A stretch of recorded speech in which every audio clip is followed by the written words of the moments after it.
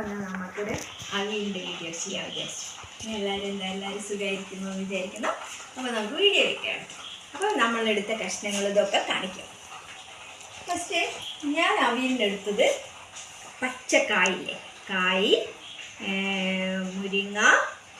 മുരിങ്ങ, ക്യാരറ്റ്, കയ്പ്പക്ക, പാവയ്ക്ക, ഇവിടെ പാവയ്ക്ക എന്ന് പറയും, നാട്ടിൽ അവിടെ കോഴിക്കോടൊക്കെ കയ്പ്പക്ക പറയണേ. അപ്പോൾ കായ്, മുരിങ്ങ, ക്യാരറ്റ്, പിന്നെ ചേന, കറിവേപ്പില, പയർ, നമ്മളെ ഉപ്പേരി വെക്കുന്ന പയറില്ലേ അത്.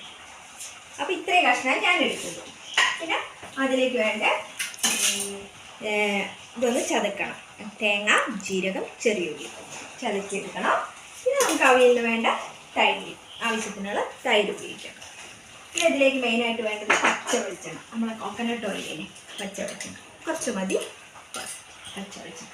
ഇത്രയും ഇൻഗ്രീഡിയൻസ് ആണ് നമുക്ക് വേണ്ടത്. ഇത്രയും സാധനങ്ങൾ നമുക്ക് അവിയലുണ്ടാക്കാൻ വേണം. ഇതിൻ്റെ കഷ്ണങ്ങൾ നിങ്ങൾക്ക് ഇതിൽ കൂടിയെടുക്കാം, ഇതിൽ കുറവായാലും ഒക്കെ അവിയലിന് ടേസ്റ്റ് ഉണ്ടാവും. പക്ഷേ ഈ ഒരു രീതിയിലാണെങ്കിൽ നല്ല ടേസ്റ്റ് ഉണ്ടാവും. ഓരോരുത്തർ ഒരുപാട് കഷ്ണം എടുക്കുന്നവരുണ്ട്. ഞാനിപ്പോൾ എൻ്റെ അടുത്തുള്ള ഇത്രയും കഷ്ണങ്ങളെ എടുത്തിട്ടുള്ളൂ. പാവയ്ക്കയും, ക്യാരറ്റ്, മുരിങ്ങ, കായ്, ചേന, പയർ, ഇത്രയും. അപ്പോൾ നമുക്ക് ആദ്യം കുക്കറിലിട്ട് ഒരു വിസിലിട്ട്, നമ്മൾ ഈ കഷ്ണങ്ങൾ ഒരു വിസിലിട്ട് കഴിഞ്ഞാൽ തന്നെ നമ്മൾ കഷ്ണങ്ങൾ വരും അവിയലിൻ്റെ. അപ്പോൾ നമുക്ക് കുക്കറിലിട്ട് ഒരു പ്രാവശ്യം വേവിക്കാം.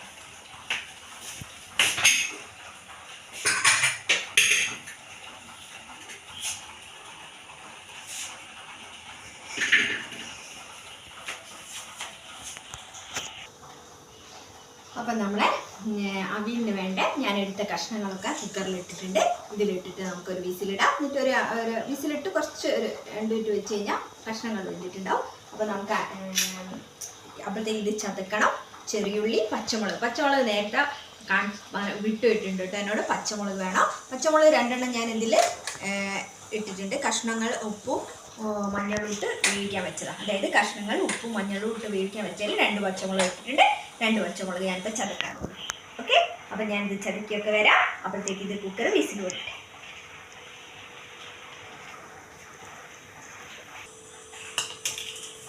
ഓക്കെ, അപ്പം നമ്മൾ ഒരു വിസിലിട്ട് കുറച്ച് നേരം വെയിറ്റ് ചെയ്തു. നമ്മൾ കഷ്ണം നല്ലോണം വെന്തിട്ടുണ്ട്. നല്ലോണം തന്നെ അധികം വേവില്ല, നമുക്ക് കഴിക്കാനുള്ള രീതിയിൽ വെന്തിട്ടുണ്ട്. കഷ്ണം വെന്തു. ഇനി നമുക്കിതിലേക്ക് നമ്മൾ തേങ്ങയും ജീരകവും ചെറിയുള്ളി പച്ചമുളക് ചതക്കിയതാണ് ഇതിടാം. തേങ്ങ, ജീരകം, ഏത് നമ്മളെ സദാ ജീരകമില്ലേ, ചെറിയ ജീരകം, ചെറിയുള്ളി, പച്ചമുളക് ഇത് ചതക്കിയതാണ്. കഷ്ണം നേരത്തെ ഞാൻ കാണിച്ചു. ആ കഷ്ണത്തിലൂടെ പച്ചമുളകും മഞ്ഞളും ഉപ്പിട്ട് വിസിലിട്ടു, കുക്കറിൽ വിസിലിട്ടു. അതിനുശേഷം ഇതിലേക്ക് തേങ്ങയും ചെറിയുള്ളി, ചെറിയ ജീരകവും പച്ചമുളകും ഇട്ടതാണ്.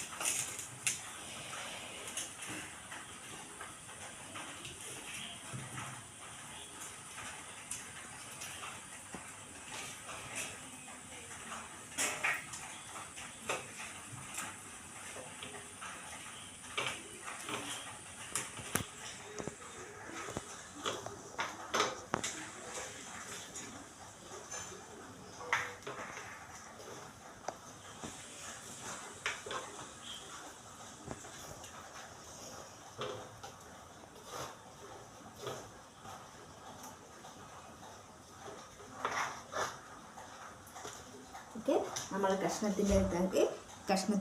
വെന്ത കഷ്ണത്തിലേക്ക് നമ്മൾ ചതച്ച തേങ്ങ, ജീരകം, ഉള്ളി, പച്ചമുളകൊക്കെ ഇട്ടു. ഇനി നമ്മളെ തൈര് ഒഴിക്കണം.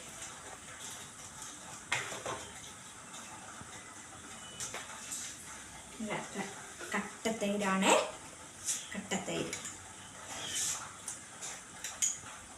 ഓരോരുത്തർ നോക്കിയിട്ട് ആവശ്യത്തിനാണ് ഇത് ഒഴിക്കേണ്ടത്.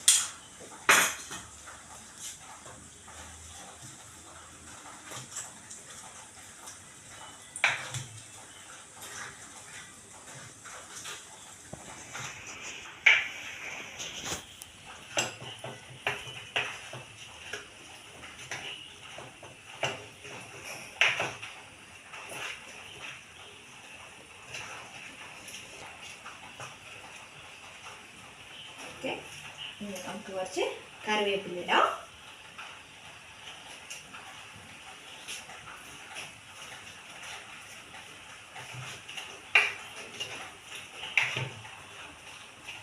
നല്ല കഷ്ണം മാത്രമായിട്ട് കുറുകി കഴിക്കുന്നവർ ഇഷ്ടമുള്ളവരുണ്ട്, ചെറിയൊരു എന്താ പറയുക ചെറിയൊരു ഗ്രേവി ഇഷ്ടമുള്ളവരുമുണ്ട്. നമ്മൾ പച്ച വെളിച്ചെണ്ണ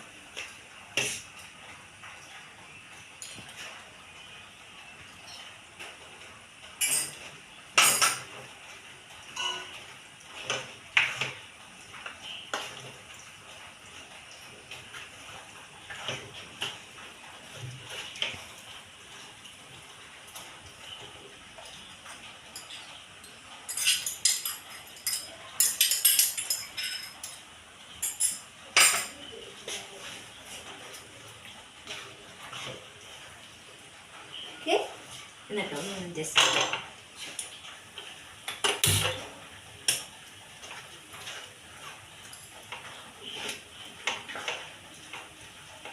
ഉപ്പ് നോക്കണം.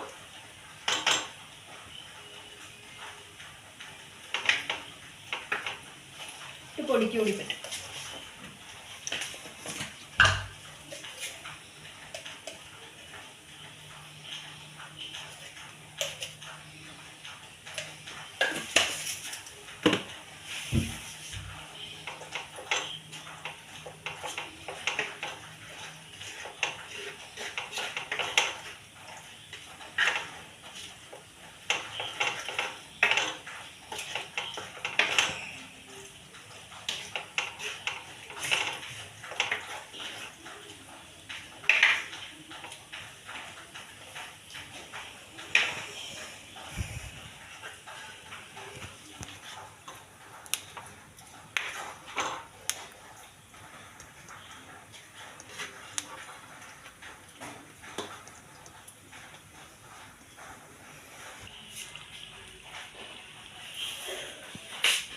അപ്പം നല്ല അവിയൽ റെഡിയായി.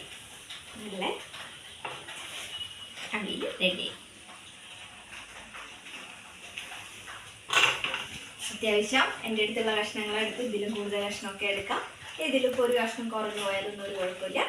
നല്ല ടേസ്റ്റാണ് അവിയൽ. ചോറിന് കൂട്ടാൻ നല്ല ടേസ്റ്റുള്ളൊരു. അപ്പോൾ എല്ലാവർക്കും ഇഷ്ടമായിരിക്കും. എല്ലാവരും സദ്യ കഴിക്കുമ്പോൾ ഇഷ്ടമുള്ള സംഭവം തന്നെയാണ്.